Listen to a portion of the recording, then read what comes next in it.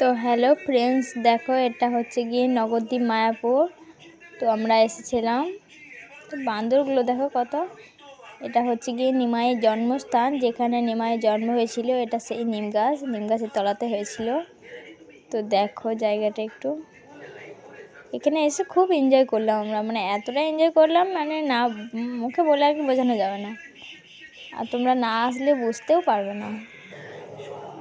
একটু শান্ত জায়গা একদম, মানে দুঃখ কষ্ট সব কিছু একদম ঠিক হয়ে যাবে এমন জায়গা একটা। দেখো বান্দরগুলো এত এসেছে, মানে কি বলবো। তো দেখো জায়গাটা একটু।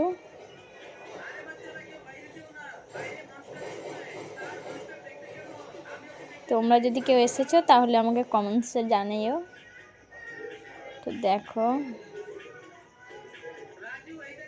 এই যে নিম গাছটা এই তলাতেই হয়েছিল,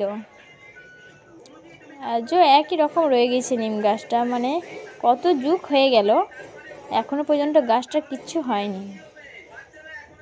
তো দেখো এই যে পুরো এরিয়াটা, ওটা পেছন দরজা, ওই দিকে বেরোতে হয়, ওই সামনের দরজায় ঢুকতে হয়।